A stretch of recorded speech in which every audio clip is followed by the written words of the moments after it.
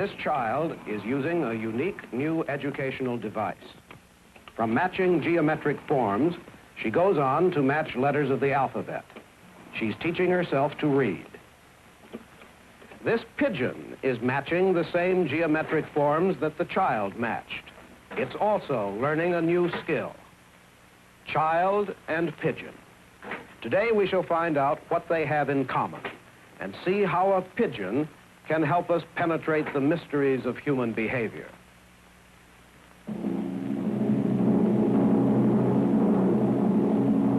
Conquest, the search for new knowledge about our universe, our world, and ourselves.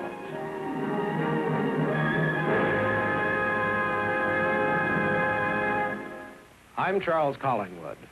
This is Harvard University's Psychological Laboratories. What is behavior? What makes a man love, gamble, write a sonnet? In this laboratory, scientists seek answers to those questions using pigeons to stand in for human beings in their experiments. We'll watch science exploring the control of behavior in just a moment. This is Dr. B.F. Skinner, professor of psychology at Harvard. His area of particular interest is behavior. Dr. Skinner, what are you doing with this pigeon? I'm getting ready to demonstrate a fundamental principle of behavior. The apparatus is quite simple, but the principle is far-reaching, not only in explaining the behavior of pigeons, but in analyzing human behavior. This pigeon is hungry, and I can give it food just by pressing this switch, which operates a small food dish back of the square opening in the wall.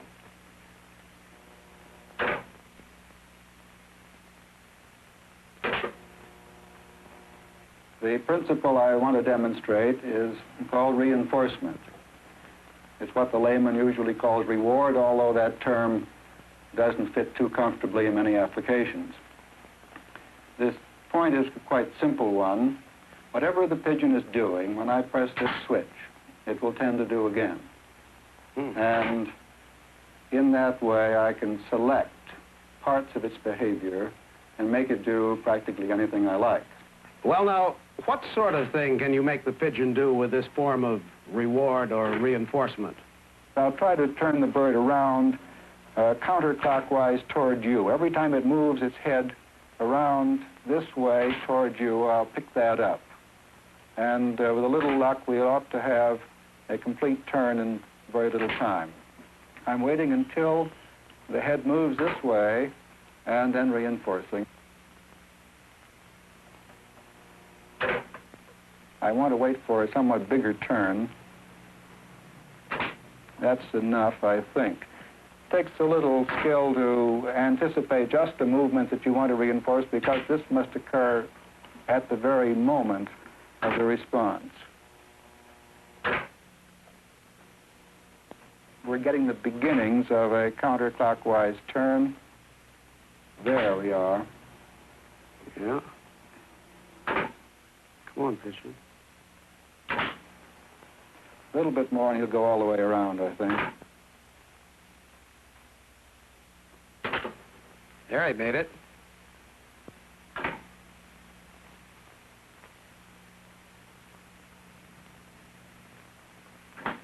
That didn't take him very long, Dr. Skinner. No, that's pretty fair. It varies a good deal because, of course, I have to wait for the behavior in order to reinforce it. People don't realize this, especially in working with children. You must wait until the child does something to reinforce it to get the effect. And you feel that this kind of reward or reinforcement plays a very real part in human behavior as well as that of pigeons? Very definitely. We have not as much experimental evidence with the human subject, but we have a good deal. And the principles that have emerged from this kind of research do hold remarkably well. Now, a pigeon, of course, is simpler than a human being. How complex can you make a pigeon's behavior? Well, it's a matter simply of my own patience.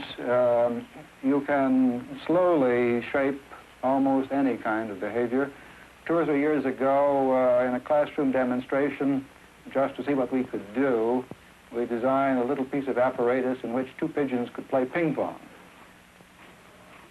The two pigeons are at either end of a small ping pong table. One pigeon pecks the ball as it comes toward him and knocks it toward the other pigeon. Other pigeon pecks the ball back across the table. If it goes past one pigeon, the other pigeon can eat, and if it goes the other way, the other pigeon eats. So that there is it's a real game. The pigeon is reinforced for a cross-court shot if that is what gets the ball past his opponent. That's remarkable. Of course, we're not interested in behavior because it's amusing or dramatic. We want to study its causes and find out how to change it. Actually, our experiments are run automatically by rather complicated equipment. Each of these panels contains relays, timers, clocks, and so on, which turn on stimuli, arrange for reinforcement, and record the bird's behavior. Each panel controls an apparatus in the next room. Here are 20 boxes, each of which contains complete equipment for studying the behavior of a pigeon or any other small animal. Here, for example, a pigeon is being put into the apparatus for its daily run. In this case, we are studying how behavior changes when we make the pigeon more or less hungry.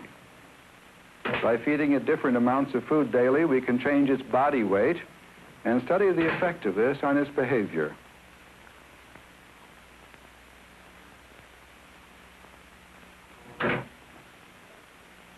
In this box, we're studying the color vision of the pigeon. We reinforce it for pecking the key when it is one color and not when it is another. This work is related to research on those substances in the eye which enable us to see color. No one really cares about why pigeons peck discs. However, it enables us to study the behavior because the response will operate automatic equipment to record and program sequences of events. A paper tape simply moves very slowly over this cylinder, and a pen will move one small step across the paper as the pigeon responds. The bird then draws a line, the slope of which depends upon how fast it's going, enabling us to follow changes in the bird's behavior over a period of time. All this apparatus is run right around the clock, and as a result, we record and analyze hundreds of hours of behavior every day on a wide variety of subjects.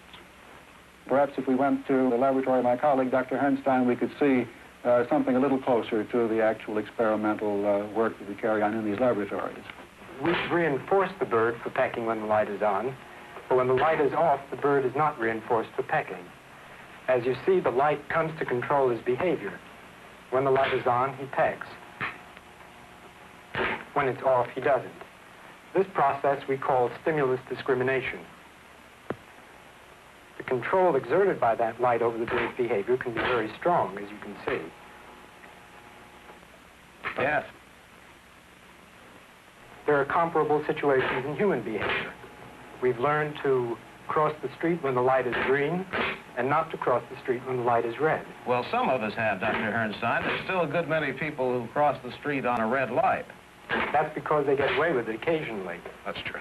If we let the bird get away with it, he would do it too. As a matter of fact, that's a good example of another type of work we do here with this particular type of experimentation. The things we do in everyday life don't always pay off, and they don't always not pay off. It isn't simple all or none.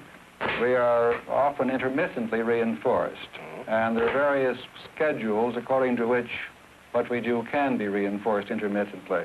We study that, in the case of the pigeon, by arranging various schedules or systems of payoff. The bird is on what we call a slow-down schedule. In order to be reinforced, the bird must wait at least 10 seconds before he pecks. This indicator here shows the seconds going by. It has to go all the way to 10, and then a peck is reinforced.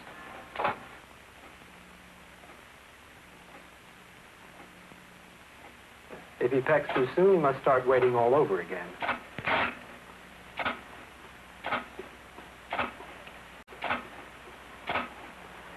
It takes a lot of patience.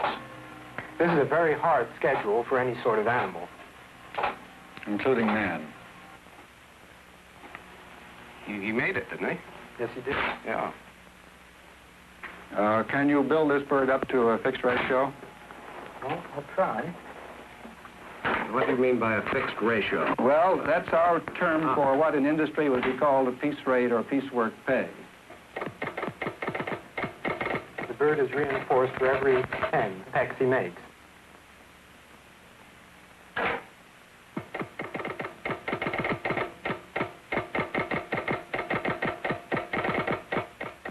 There, he was reinforced. And you feel, Dr. Skinner, there's an analogy with piecework in a factory to this? Yes, the human worker is often paid off in terms of the number of items he produces, the number of times he operates the press, something of that sort. As a matter of fact, a very similar schedule is a sort of piecework where you can't quite predict the next payoff, but one will occur in time, and that is the heart of all gambling apparatuses. The so-called variable ratio schedule, which is built into all gambling devices and produces with human subjects, just as it does with pigeons, a very high disposition to continue to operate a device, like a slot machine, and a tendency which, by the way, continues a long time in extinction when the device no longer pays off at all. Now, you're trying to deduce laws of behavior for all organisms from this kind of work. Would you say that this lack of free will in the pigeon also means that human beings don't have free choices in what they do? Clinical psychology, scientific psychology, economics, political science, and so on, all contribute to the total evidence that there are external causes of human behavior which, in a sense, do explain the behavior. Now, we are by no means in position to argue at the moment that all human behavior is controlled, but that would seem to be the goal in which scientific research is drifting. And that a human being has no more real control over his actions than, say, a molecule does under the pressures that exist in its environment? I think that's a worthwhile assumption. Where these techniques have been tried on human subjects, the same kinds of results are obtained. Of course, the kind of behavior that you've been analyzing is pretty primitive behavior. Are you able to produce and to analyze more complex behavior? Dr. Herrnstein has been changing his apparatus, and perhaps we can see an example of a fairly complex process, the kind of thing which in man would at one time have been called a higher mental process. Now we have 3 keys. As you can see, a stimulus pattern appears on the center key that's either a cross or a circle. The bird must peck this form, and then the 2 forms appear on the 2 side keys. The bird must then peck the same form that he had just pecked in the center. When he does that, he's reinforced. We call this matching to sample. Now, that's pretty complex for a bird, isn't it? It is a rather complex form of behavior. He's doing very well.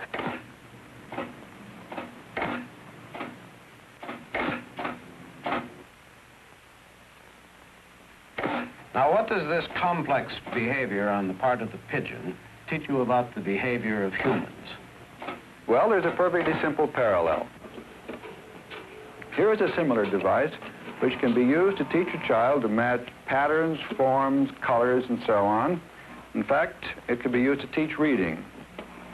In the early stages, a child begins by matching patterns like these, which are very similar to those we saw in the case of the pigeon.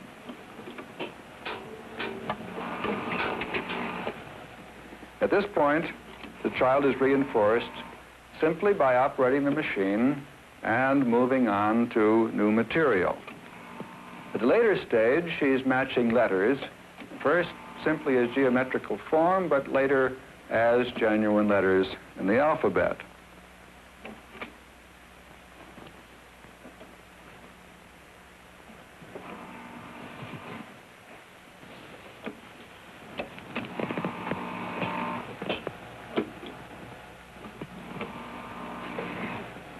And at a still later stage, she is selecting the word which correctly describes a pictured object.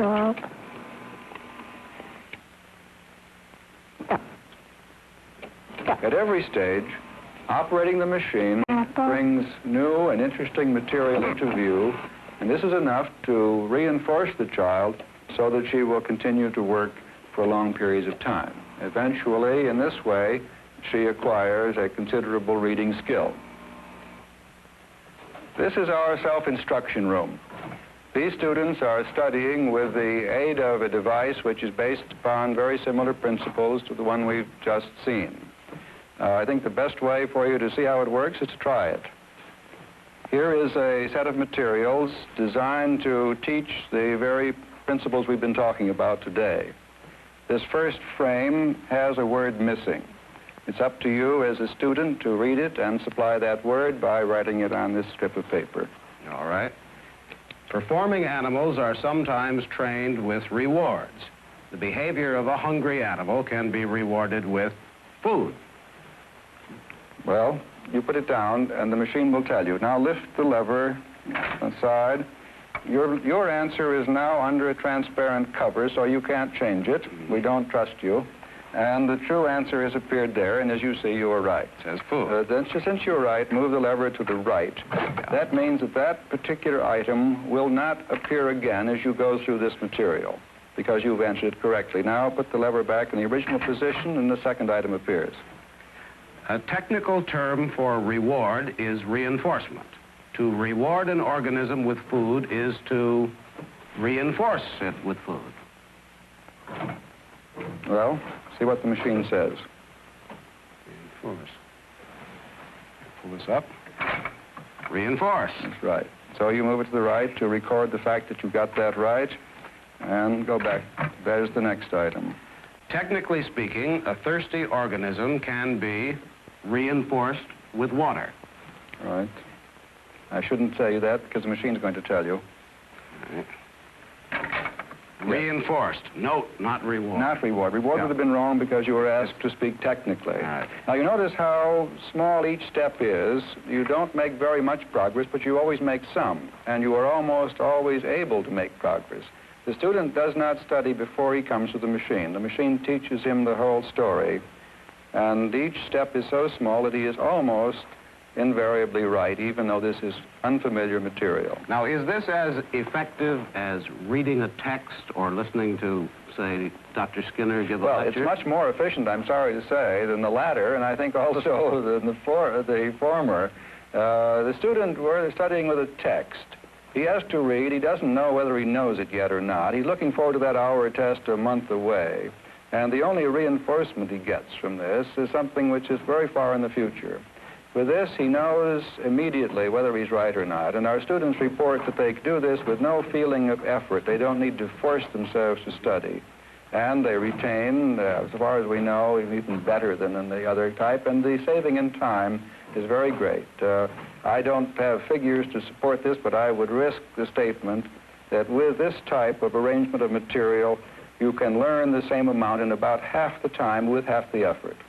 Now, this is a good deal farther advanced than what the pigeon was doing, isn't it? Yes, it certainly is. This is verbal behavior, and the analysis of verbal behavior in these terms is quite complex, I'll admit.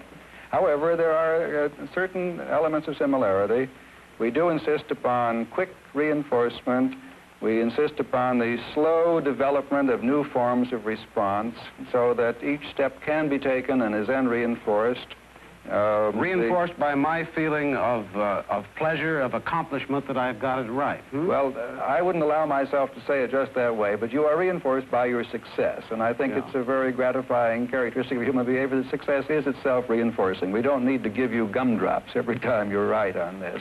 Now, with a machine like this, or with this technique of yours, you can train people intellectually. What about emotions? Have you done anything on emotional training? Well, that is a very difficult problem. You're quite correct. This is only concerned with verbal knowledge. And I'll admit that education should face the problem of emotional training, too. We are doing some experiments which seem to offer a beginning of an advance in that direction. And perhaps if you'd like to see them, we can go back to the laboratory and I can show you an experiment which at least suggests the possibility of an approach to the problem of emotion more or less in the same terms. The pigeon is not known for its aggressive tendencies. On the contrary, it's a classical symbol of peace. So let's put two doves of peace together. Oh, they're fighting. They are, and quite viciously. In fact, I can't leave them together very long, or they will hurt each other quite seriously. Now, if these were two boys in a street gang, this would be a social problem, and many kinds of answers would be proposed to it. If you assume that this is some basic physiological pattern of aggression which has to be treated as such, the solutions are very difficult. Therapy would be a very extensive sort of treatment. However, these birds were not always aggressive. In fact, at one time they were quite peaceful. What happened to make them aggressive, I can show you by putting in another bird to exhibit a kind of reinforcement of aggression which produced the results you've just seen. Now this pigeon, when the green light is on, as you see on the word on the wall, this bird is occasionally reinforced for attacking the other. Meanwhile, you see this bird is protesting peacefully. The aggressor is aggressing because of what he gets out of it. Now, when I change a stimulus, I've turned off a green light, and you'll see that the other pigeon, although it occasionally attacks, is much less aggressive. Now I turn the light back to green again, it will fight in order to be paid off. Now, why is that, Dr. Skinner? Well, it's just like the experiment in discrimination we saw earlier. In the presence of a green light, attacking this bird pays off. In the presence of a white light, attacking the bird does not. You'll see a little aggression, but it is still, you see, pretty much under control. Now, with the green light, it comes right back and attacks again. Yes. When we first started this, we observed that the aggressor was behaving in a perfectly cool manner, very much as if he were pecking a key on a wall. But as this behavior develops, it becomes more and more emotional. It shows the physiological pattern. The feathers fluff up.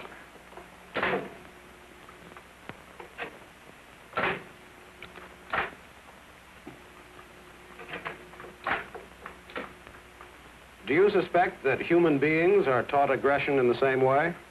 I think they are. I think you can see that they are both as individuals and as groups or even nations. There are many instances in which one is reinforced for attacking another. And in the world of the green light, where that reinforcement prevails, we will always have problems of aggression. There is a possibility that we can construct some kind of world with a white light in which no one is reinforced for being aggressive, and it's just a possibility that in that case we wouldn't have the problem of aggression to deal with. Thank you, Dr. Skinner. We'll be back in a moment.